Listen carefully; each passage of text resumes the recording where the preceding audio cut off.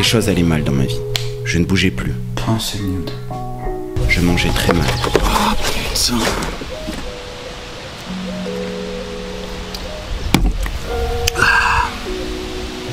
Mon hygiène de vie était déplorable.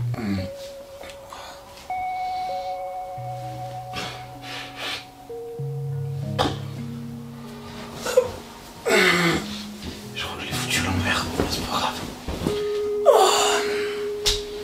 Et ma solitude se faisait grandement ressentir. Mais je me suis repris en main. J'ai repris une alimentation équilibrée. Huile de saison sur son lit de verdure, accompagnée de son huile grecque. Bon appétit. J'ai redécouvert les joies de mater des films dans mon bain. Waouh. Il se passe ça dans ce sausage party? Je me suis même mis au sport. Et ma vie sexuelle était tout ce qui est de plus platonique.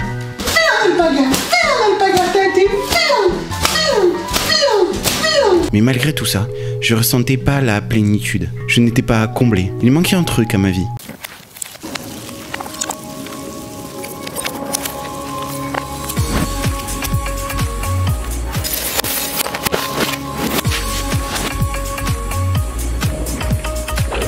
Barbie, la magie des dauphins.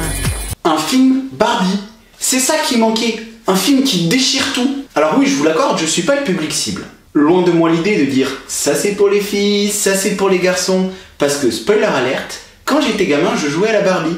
Et j'adorais ça. Non, je ne suis pas la cible des marketeurs qui cherchent à nous vendre leurs jouets made in China. Je ne suis pas une petite fille. Mais le souvenir de mes poupées Barbie bien trop souvent maltraitées lors du rangement dans le coffre en bois qui me servait de placard à jouer fait que je souhaitais leur rendre un hommage poignant. Pour ceux dont le confinement dure depuis plusieurs années et qui ont été éloignés de la culture populaire, on peut se demander qui est Barbie ? Barbie, c'est une série de jouets qui a su devenir le leader mondial dans son domaine, comme Frigo pour les réfrigérateurs par exemple, au point d'en faire oublier le vrai nom du produit. Barbie est donc le leader mondial de la poupée aux multiples facettes. Nous retrouvons donc Barbie dans différentes situations de la vie, différents métiers et statuts sociaux. Ainsi, vous pourrez retrouver la Barbie fait du logis, la Barbie ramasseuse de crottes et la Barbie puberté. Mais ma série préférée, c'est la Barbie qui s'abonne à la chaîne Junkie Palace, la Barbie qui clique sur la petite cloche, la Barbie qui le suit sur son Instagram et sur son Twitter, et ma préférée ever, la Barbie qui le match sur Tinder. Mais Barbie, c'est avant tout un empire commercial et financier. La marque Barbie, appartenant au groupe Mattel, a fait depuis le début de l'année 2020, selon les chiffres de la bourse, un chiffre d'affaires de 420 millions d'euros avec leurs poupées. Pour vous donner un ordre d'idée, on va arrondir le SMIC français à 1 200 € net. Cela nous fait donc 344 166 personnes qui ont claqué un SMIC dans des poupées Barbie depuis début 2020. Pour vous donner un ordre d'idée, c'est à peu de choses près l'équivalent de la ville de Nice. Si on part du principe qu'une Barbie coûte en moyenne 17 € et pèse à peu près 100 grammes, cela fait un peu plus de 2470 tonnes de plastique vendues à nos chères petites têtes blondes et qui finiront dans le fond des océans. Soit autant de potentiels dauphins sauvés par la Team Barbie, morts à cause d'elle. Mais Rome ne s'est pas fait en un jour. Et si Barbie est devenu le leader mondial, c'est avant tout grâce à son marketing. Alors, un film Barbie, est-ce un moyen d'adresser un message à un public grâce à une icône populaire qui leur parle, ou un moyen de vendre encore plus de Barbie et de tuer encore plus de dauphins? Nous allons tenter de répondre à cette question. Mais avant, parlons du scénario. Le film commence par une chanson qui nous explique comment la vie sous la mer c'est trop cool. J'ai comme un air de déjà vu. Sous l'océan, sous l'océan. Mais grand Dieu, non! L'un des dauphins se fait kidnapper par les pêcheurs et leurs intentions n'ont pas l'air nobles. C'est malin, toi, hein?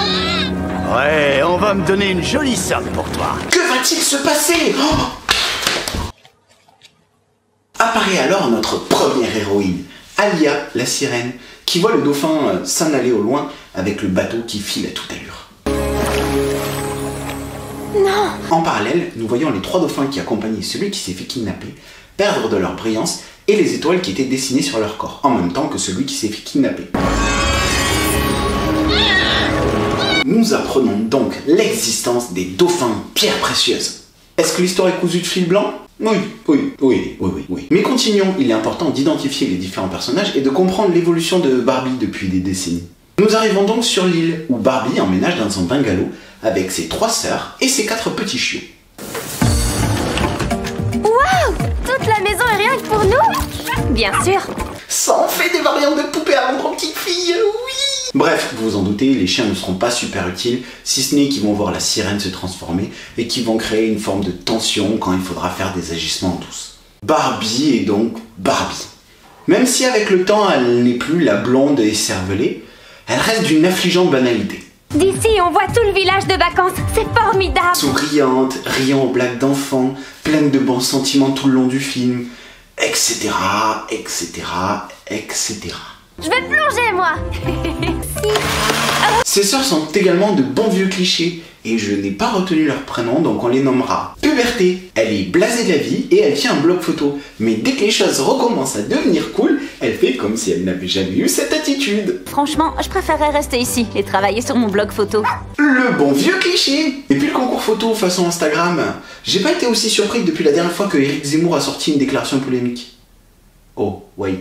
C'était prévisible et ridicule.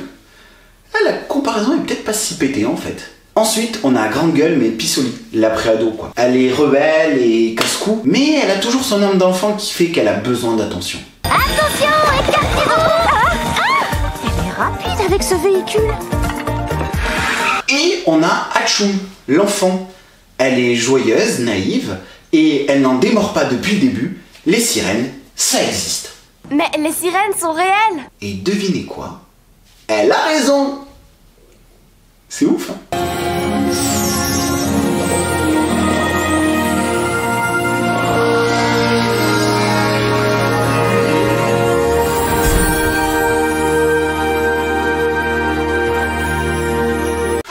Je suis surpris.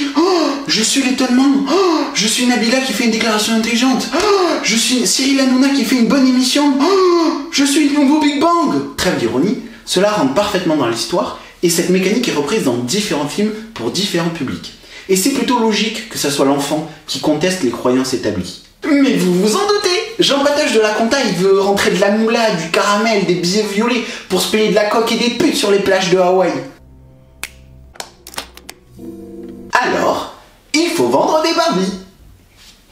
Il faut bosser Jean Patoche. Quel meilleur moyen de toucher un public que de lui permettre de s'identifier? C'est une vraie sirène. Notre public cible est jeune, voire très jeune. Je vais fixer un âge arbitraire, on va dire 5 ans. Peut-être un peu moins. Donc le public voit des petits chiens trop mignons. C'est mignon les chiens, ça va se vendre ça. Une adulte hyper belle selon les critères de beauté de la société et qui amène ses petites sœurs en vacances. Ça va se vendre ça. Attention avec l'échelle. Une sirène. Les sirènes ça fait rêver les gamins. Ça va se vendre ça. Une ado qui ressemble à sa grande sœur qui ne joue plus avec elle depuis qu'elle tient ce blog photo où elle poste la même merde que toutes ses copines. Elle veut jouer avec sa grande sœur. Ça va se vendre ça. Une préado un peu casse-cou qui veut faire du surf et foncer à toute vitesse. La soif d'aventure. Ça va se vendre ça. Véhicule personnalisé. Waouh! Et enfin, le nec plus ultra. Le Saint Graal, celle qui va faire en sorte que Jean Patoche va pouvoir développer toutes les MST connues à ce jour en moins d'1 semaine de vacances. L'enfant. Et alors, monsieur Flotti? Vous voulez encore faire du toboggan? Eh bien, moi aussi. Oui, j'ai fait exprès de laisser le texte dans cet ordre-là. Parce que j'ai toujours trouvé le marketing visant les enfants hyper malsain. Et je voulais que vous partagiez mon sentiment. Mais Hatchoum, c'est son ticket d'or pour la chocolaterie de Willy Wonka. C'est sa lettre pour Poudlard. C'est son assurance qui va vendre plein de poupées aux gamines durant le film. Attends, cette gamine, elle est comme elle. Elle a des grandes sœurs, comme elle. Elle adore les chiens, comme elle. Et elle sait que les sirènes, ça existe. Et elle a raison. Comme elle. Et si là, mon pote, t'as pas de la... qui tombe, je comprends plus rien en marketing. Donc, nos joyeuses troublionnes sont sur une île où l'eau est magnifique, les plages sont propres et les touristes sont polis. Alors, je veux bien qu'on est sur un film pour enfants, mais chez moi, les plages touristiques, ça ressemble plus à ça. L'eau à ça. Et les touristes à ça. Mes villes coquinou, elles ne sont pas là par hasard. Elles sont venues rendre visite à Ken. Que de suspense! Alors, je vous le cache pas, moi, dans mes souvenirs, Ken était le petit ami de Barbie. Le grand amour, tout ça, tout ça. Mais ici, il est présenté comme son meilleur ami d'enfance. Coup dur pour Ken. Mais t'inquiète frangin, nous avons la solution. Un peu de sport, une alimentation saine, une hygiène de vie, et tu iras vite mieux. C'était Junkie Palace en direct de Palace News. Mais pourquoi ont-elles rejoint Ken à cet endroit, me demanderez-vous, ville canaille que vous êtes? Car Ken est en stage de biologie marine dans un centre de protection de la faune aquatique dans cet endroit paradisiaque. Tu en as de la chance de faire ton stage de biologie marine ici. Évidemment, suis-je bête? Les marketeurs n'allaient pas aller à l'encontre des codes qui font la grandeur de notre société. Ça pouvait pas être Barbie qui allait avoir des compétences pro, voyons. Mais non, c'est Ken. Elle, c'est la jolie plante verte qui l'accompagne. Sois sage, Barbie. Hein? Faudrait pas passer un mauvais message aux petites filles. Après, elles vont vouloir faire des études et réussir dans la vie. Oh là là, c'est la décadence. Tu te rends compte, Jean Patoche? On a frôlé la catastrophe, hein? Presque, hein? Et c'est là qu'on découvre que le dauphin qui a été kidnappé est enfermé dans l'espace aquatique du centre dans lequel travaille Ken. Waouh! Je m'y attendais pas. Émeraude! Lorsque Barbie demande pourquoi il est enfermé ici, la chef de Ken lui répond que c'est parce qu'il est blessé et qu'il sera libéré demain lorsqu'il aura récupéré. Barbie semble surprise et témoigne de la bonne santé de l'animal. Il n'a l'air ni malade ni blessé. Peut-être qu'il est entré tout seul et qu'il est resté coincé. Mais elle est vite remise à sa place lorsque Marlo lui répond qu'elle n'est pas une experte, alors que elle, si. Et qu'est-ce que tu en sais? Es-tu une spécialiste des dauphins? Argument d'autorité, toi-même tu sais. Oh, rime surprise! Finalement, Alia, la sirène, va débarquer, transformer sa queue de sirène en jambe et venir tenter de sauver le dauphin.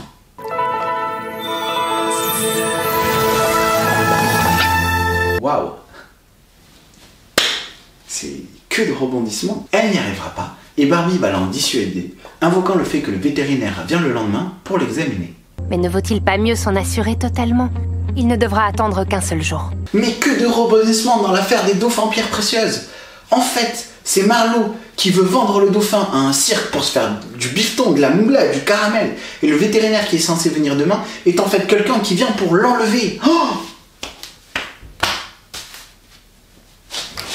Je vais être claire. Ce dauphin va me rapporter une vraie fortune. Et toi, tu n'en toucheras pas un centime si tu n'es pas parti avec lui dans une heure. Barbie comprend alors le subterfuge à l'aide de ses sœurs qui sont venues espionner le centre. Juste une seconde. Alia sortira alors un coquillage magique qui la liera à Barbie, faisant un chemin de lumière sous l'eau, révélant un passage un peu profond dans l'aquarium permettant de libérer le dauphin. Alors, loin de moi l'idée de me la jouer expert en dauphin, mais en tant que créature aquatique, il n'aurait pas pu le trouver tout seul, d'autant qu'il est visible depuis la surface, donc... Bref, le dauphin sauvé, elle se jure d'être toujours amie, et Marlo remercie. Au revoir! Je ne vous oublierai jamais! Tout le monde il est beau, tout le monde il est content, tout le monde il est heureux, les dauphins sont sauvés, Barbie et Alaya se promettent de rester toujours amis. Waouh! Que c'est beau! Je ne vais pas cracher sur le happy end, c'est un classique du cinéma. Il a été démontré plusieurs fois que lorsqu'un film n'a pas un happy end, il se vend moins bien qu'un film qui en a un, aussi mitigé soit-il. De fait, partons là-dessus. Mais le film met en avant des notions importantes, surtout quand on s'adresse à un public aussi jeune. Par exemple, que les enfants doivent s'amuser et profiter de la vie. Bon, en Occident, parce qu'en Asie, par exemple, ils fabriquent des poupées Barbie. Barbie, la magie des dauphins. La première, la notion de confiance. Pendant tout le film, Alia a du mal à faire confiance à Barbie, parce que Barbie a des relations étroites avec Ken et avec Marlo. Elle va donc devoir apprendre à faire confiance à celle qui deviendra son amie. Et à l'inverse, la confiance légitime de Ken envers sa chef, Marlo, est ébranlée à cause de son attitude cupide. C'est important de relativiser la confiance, surtout quand on s'adresse à un public aussi jeune. On ne peut pas donner sa confiance à tout le monde, Et surtout, la confiance, ça se gagne. Il y a aussi la notion d'amitié. Si l'équipe Barbie gagne alors qu'elle a moins de moyens techniques et que Marlo a toujours un coup d'avance, c'est parce qu'elles agissent ensemble. C'est important aussi. Et c'est important de faire attention aux notions qu'on aborde, surtout quand on fait un film pour enfants. Il est parfois nécessaire d'être bien caricatural afin de permettre de mieux appréhender les notions que l'on aborde. Je ne dis pas que les enfants ne sont pas capables de comprendre ces notions, je dis juste qu'en plaçant une notion de bien et de mal très caricaturale, ils assimilent mieux ces notions. La nuance est beaucoup plus difficile à faire pour eux. Toutes ces notions et attitudes nous montrent une évolution dans le personnage de Barbie. Elle n'est plus simplement naïve et maladroite, elle est une femme forte qui réfléchit par elle-même. Une femme forte qui n'a pas besoin d'un homme pour l'aiguiller. Même si Ken l'aide, c'est Barbie qui décide. Une femme forte qui peut se positionner en tant que leader. Eh Barbie, on est donc très loin de Barbie fait du logis ou de la Barbie qui avait pour seule vocation de s'occuper des gosses ou d'être belle. Du modernisme, Jean Patoche, t'en penses quoi ?